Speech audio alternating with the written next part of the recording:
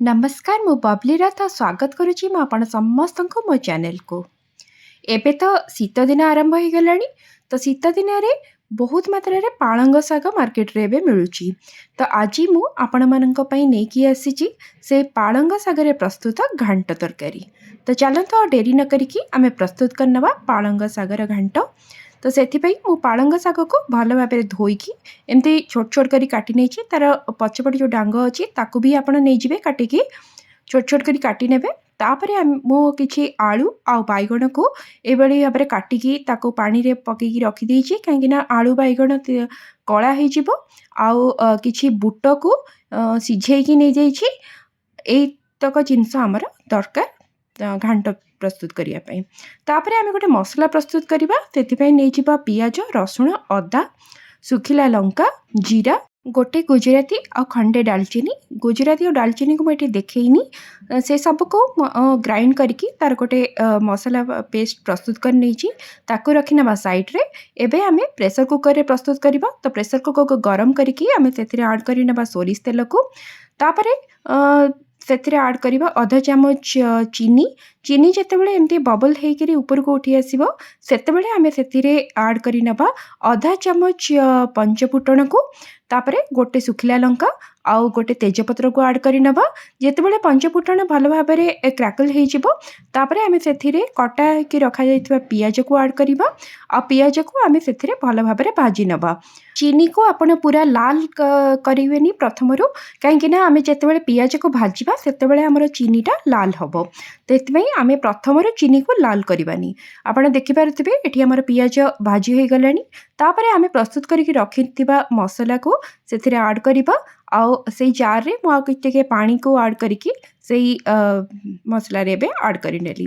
तापरे आमे सेथिरे ऐड कर दबा लूण हळदी गुंड आउ किछि करी पाउडर को गोटे चमच करी पाउडर मु एटारे ऐड करिछि। आउ ऐड करिबा कटा हेकि रखाइथिबा टमाटो को। ए सब को ऐड कर सारिया परे दुईटा कंचा लंका मु एटारे ऐड करि नेछि। सेटा बिल्कुल ऑप्शनल आपण चाहिबे तो ऐड करिवे नहले आपण ताको स्किप भी करि परिबे। तापरे आमे मसला को किछि समय ढांकी की कसी नबा। मसला जेते बढ़िया से कसी हबो तरकारी हमर सेते बढ़िया स्वादिया हेथे। तो मसला को कसिबा समय रे आपण ताको ढांकी की कसिबे काहेकि ना सेटा छिटकी की बाहर को आसी थाए। सेति पई आमे ताको ढांकी की रे ही किछि समय पर्यंत कसी नबा। आपण एठी देखि पारुथिबे मसला रु तेल रिलीज हे गलानी से पर्यंत आपण मसला को कसिबे। आउ जे पर्यंत हमर तेल मसला रिलीज न होईची से पर्यंत आपण ताको कसिबे। देखंतु मु एटे देखै दोछि मसला रो बहुत बढ़िया भाबरे तेल रिलीज हे जाईची। तापरे आमे सेथिरे आलू बाइगण को ऐड करिबा। आउ सांगेरे जो बुट को सिझेकी रखिथिले ताको भी ऐड करिबा। आ लास्ट रे आमे सेथिरे पालंग शाग को ऐड करि नबा। तो मु एठेरे देखंतु सब किछि ऐड कर नेछि। मु एका संगे सब किछि ऐड करि नेली। आपण चाहिबे तो ए सब को टिके समय कसी सारला परे आपण शाग को लास्ट रे ऐड करि पारंती किबा ए भली भाबरे मो भलिया भी आपण ऐड करि पारंती। ए सब को ऐड करि सारिबा परे आमे ताको मिक्स करि नेकी ताको मसला संगे रे किछि समय कसिबा।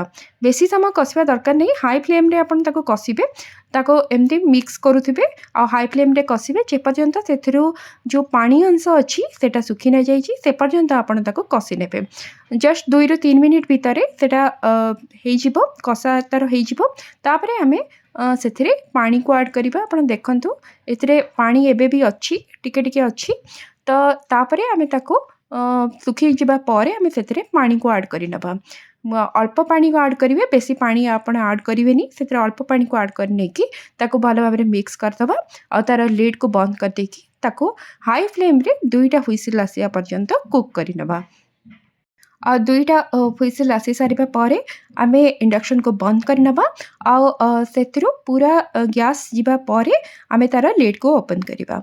आपण देखंतु एटारे हमर तरकारी पूरा प्रस्तुत हो जाईची। आउ बहुत बढ़िया कलर भी आसीची। मु सेथिरे लंका गुंड को ऐड करि नथिली हेले मु प्रथमरु जो चीनी को ऐड करथिली ते चीनी लाल हेबा फल रे बहुत बढ़िया कलर आसी गला तरकारी रो।